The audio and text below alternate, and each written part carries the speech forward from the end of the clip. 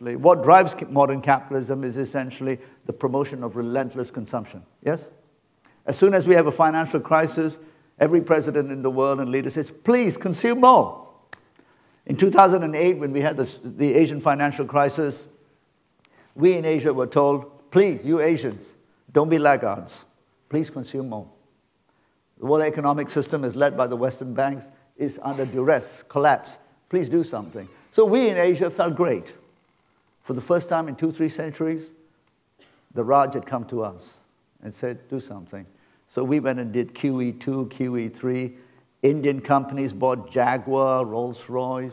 You can't drive a Jaguar or Rolls-Royce in an Indian city, but Indian company owns the company now. Okay? Financial leverage. At the same time, we were being told that climate change was the biggest threat of our times in 2009 in Copenhagen. So somehow these two things don't connect. You can't ask 4 billion Asians and Africans to start consuming more to rebalance the global economy and then at the same time say you need to do something about climate change. This is a lie.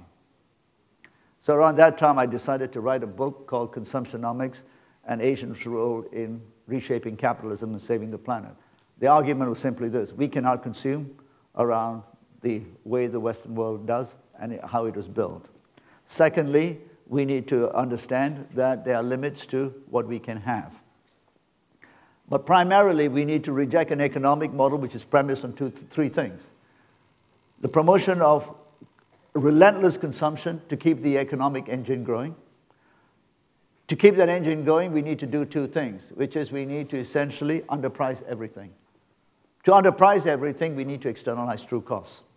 So, any of you with your toys, I'm really grateful. I'm not seeing anyone in the front row with a toy. Thank you very much.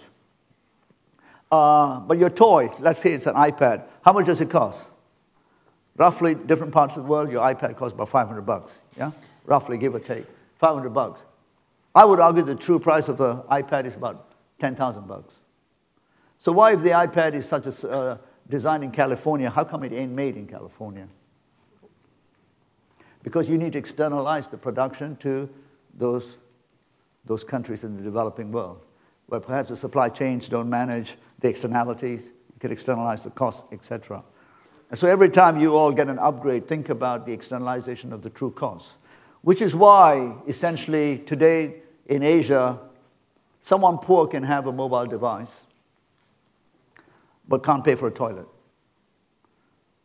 The mobile phone business model designed by geniuses coming out of business schools have essentially externalized the entire production cost of that mobile phone.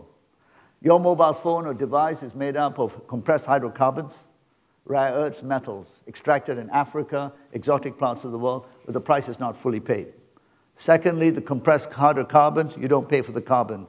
Thirdly, you don't pay for the disposal, let alone talk about the social costs of an overindulgence in mobile devices. But my God, the toilet today is a luxury item. We don't have to, I mean, I hate to say this, but I have this image of a movie that I would make in India where all the tech nerds would be going around the GPSs in Bangalore and Delhi trying to locate the only sanitary toilet.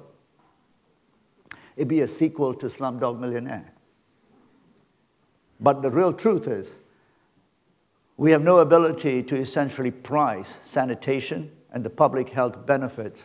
We have found ingenious ways to underprice technology so that you can have that device. It's called business models that essentially externalize costs.